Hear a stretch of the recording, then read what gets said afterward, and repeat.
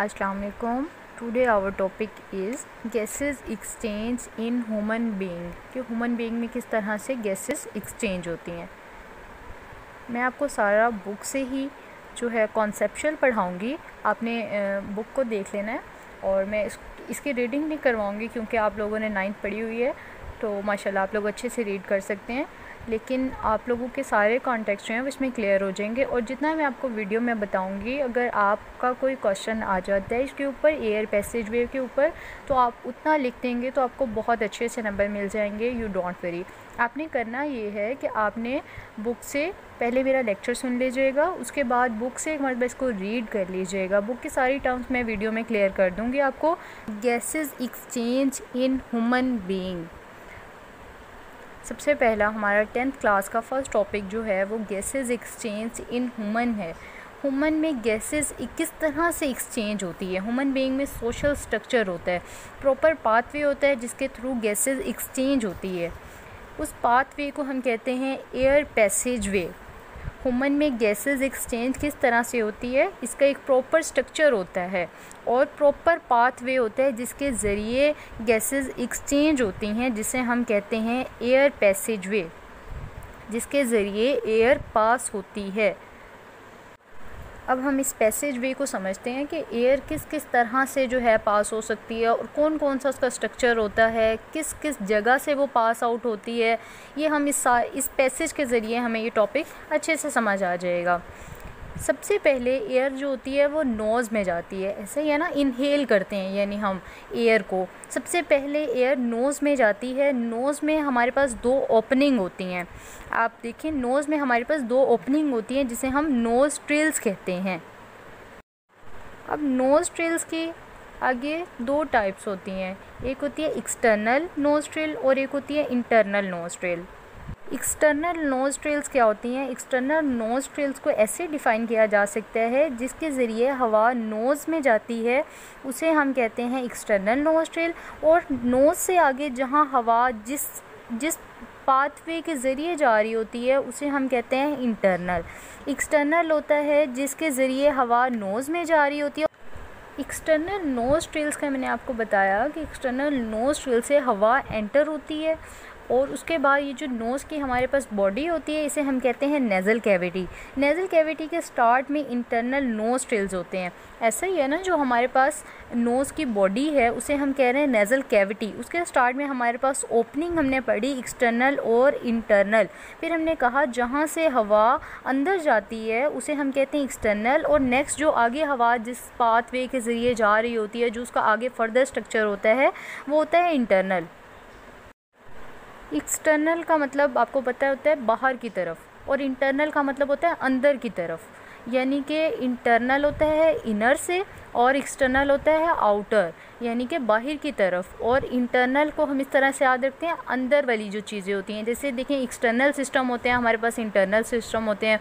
अब देखें, अगर एक्सटर्नल चीज़ों को हम देखें तो जैसे देखें, हमारा नोज़ है, हमारी आइज़ हैं, हमारे लिप्स हैं, हमारे चिक्स हैं, ये हमारी सारी एक्सटर्नल है। हैंड्स हैं, हमें नज़र आ रहे हैं, ये बाहर की तरफ हैं।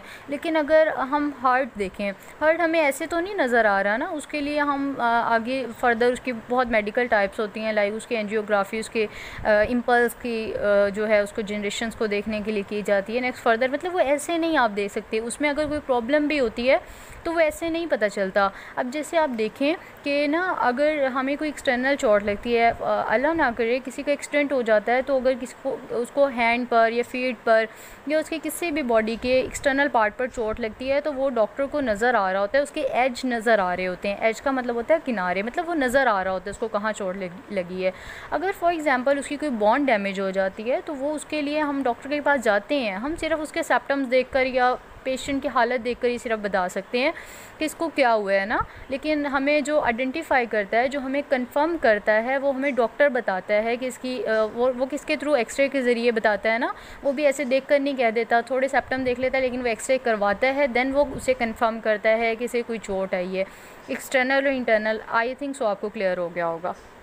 अब देखें, एक्सटर्नल तो आपको समझ आ गया कि हवा एंटर हो रही है। अब इंटरनल में हमने देखना है देखें वही बात आ गई कि एक्सटर्नल हमें नज़र आ रहा होता है और इंटरनल को हमने बेसिकली स्टडी करना होता है। एक्सटर्नल तो समझ आ रहा है ना कि हवा को इनहेल कर लिया, हवा उसके थ्रू अंदर चले गई। अब इंटरनल को हमने डिस्कस करना है। इंटरनल नोस्ट्रिल्स क्या हैं? इंटरनल नोस्ट्रिल्स एयर को नेज़ल कैविटी से आगे ले जाते हैं। नेज़ल कैविटी जो कि नोज़ की बॉडी है। सबसे पहले एयर नोस्ट्रिल्स में जाती है। वही बात आ गई कि नोस्ट्रिल्स क्या आती है, हमारे पास ओपनिंग थी दो। सबसे पहले एयर ने कहाँ जाना है? ओपनिंग की तरफ मूव करना है। सही है ना? नोज़ की जो दो ओपनिंग है सबसे पहले उसने मूव करना है। एक्सटर्नल और इंटरनल तो हम आगे फर्दर देख रहे हैं ना। इसका पैसेज वे देखें, जैसे मैंने अभी आपको बताया कि सबसे पहले एक्सटर्नल नोस्ट्रिल में जाएगी एयर, फिर उसके बाद नेज़ल कैविटी में जाएगी। यहाँ पर नेज़ल कैविटी के अंदर ना एयर फिल्ट्रेशन भी होती है। फिर उसके बाद कहाँ जाती है? इंटरनल नोस्ट्रिल में। फिर उसके बाद वही आगे फर्दर सारा प्रोसेस आता है। Pharynx, larynx, trachea, lungs, bronchi, bronchioles, alveolar duct, फिर नेक्स्ट जो है एल्वोलाई में। Air passage way in human, ये जो मैंने आपको बताया है सारा, ये है air passage way in human. अगर आपके पेपर में क्वेश्चन आ जाता है, फॉर एग्जांपल इसका क्वेश्चन इस तरह से आ सकता है कि किस तरह से गैसेस एक्सचेंज होती हैं इन ह्यूमन बॉडी में। इसी तरह से है ना, आप लोगों ने 9th पढ़ी है। नेक्स्ट आपको फर्दर क्वेश्चन तो आप लोगों को आ गए होंगे कि किस तरह से हम लोगों ने क्वेश्चन को देख कर समझना है। बेसिकली क्वेश्चन में ही मैं हर लेक्चर में यही बात करती हूँ कि क्वेश्चन में ही आंसर लिखा होता है।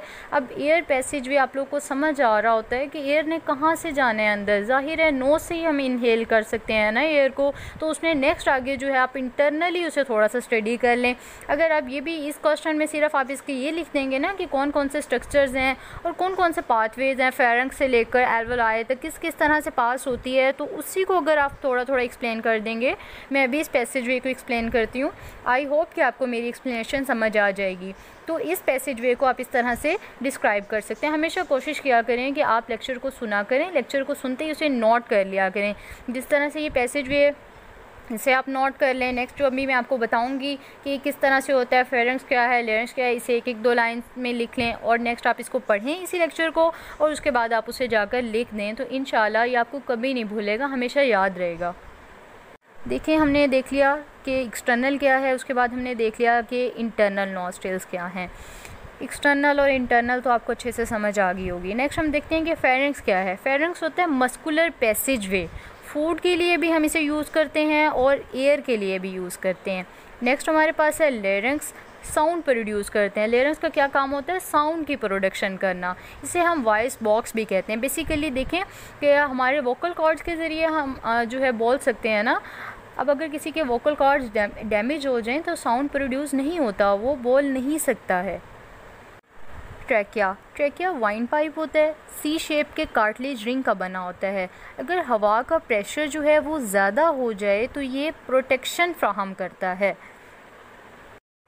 नेक्स्ट हमारे पास है लंग्स। लंग्स के हमारे पास दो पेयर होते हैं, लेफ़्ट लंग और राइट लंग। ट्रैकिया लंग्स में एंटर होने से पहले ही ब्रोंकाई में डिवाइड हो जाते हैं। ब्रोंकाई कार्टिलेज होते हैं लेकिन वो स्मूथ मसल्स उसमें ज़्यादा होते हैं। ब्रोंकाई छोटी छोटी ट्यूब्यूल्स में डिवाइड हो जाते हैं जिन्हें हम ब्रोंक्यूल्स कहते हैं। ब्रोंक्यूल स्मॉल ट्यूब में फर्दर डिवाइड हो जाते हैं जिसे हम एल्वोलियर डक्ट कहते हैं। एल्वोलियर डक्ट के बाद लास्ट में एल्वोलाई में एयर आ जाती है। जब एयर एल्वोलाई में आ जाती है तो वो वापस चले जाती है, यानी कि यहाँ तक हमारा जो पैसेज वे होता है वो कंप्लीट हो जाता है। इस तरह से फिर वो फंक्शन परफॉर्म होता रहता है। ये एंड पॉइंट है एयर के पैसेज वे का। एल्वोलाई तक वो किस तरह से आती है। अब नेक्स्ट ये देखना है कि एल्वोलाई का क्या काम है। Alveoli form respiratory surface in human body, यानी कि ये रिस्पायरेटरी सरफेस बनाती है ह्यूमन बॉडी में। सैक लाइक स्ट्रक्चर होता है इसका। नेक्स्ट पल्मोनरी आर्टरी का कॉन्सेप्ट ये है कि pulmonary arteries containing deoxygenated blood. Oxygenated और डीऑक्सीजनेटेड आपको पता होगा। डीऑक्सीजनेटेड होता है विदाउट ऑक्सीजन, यानी कि जिसमें ऑक्सीजन नहीं होती, ऑक्सीजन के बगैर वाला ब्लड, और ऑक्सीजनेटेड ऑक्सीजन वाला ब्लड। पल्मोनरी आर्टरीज जो हैं डीऑक्सीजनेटेड ब्लड बनाती हैं, कंटेनिंग करती हैं उसकी, और उसके बाद जो है उसे एंटर करती हैं लंग्स में, एट्रियोल्स में, कैपिलरीज़ में, और जब ये आपस में मिलती हैं तो ये वेन्यूल्स बनाती हैं। और फिर पल्मोनरी आर्टरीज़ जो होती हैं वो ऑक्सीजन वाला जो ब्लड होता है उसे वापस हार्ट तक पहुंचाते हैं। अब मैं अपने लेक्चर को समराइज़ करती हूँ ताकि आप लोगों को अच्छे से समझ आ जाए कि हम लोगों ने क्या क्या पढ़ा है। हमारा टॉपिक है गैसेस एक्सचेंज इन ह्यूमन। इसका मतलब है कि गैसेस किस तरह से एक्सचेंज होती है, ह्यूमन में ऐसा कौन सा स्ट्रक्चर होता है, ह्यूमन में ऐसा कौन सा पाथवे होता है जिसके ज़रिए हवा एंटर होती है, गैसेस एक्सचेंज होती है। इसे हम कहते हैं एयर पैसेज वे, जिसके ज़रिए एयर पास आउट होती है। फिर इसको हमने लाइन वाइज देखा कि एयर पैसेज वे है क्या। उसमें मैंने आपको सबसे पहले नोज़ का बताया, क्योंकि इसमें मेन जो करैक्टर है वो है नोज़ का।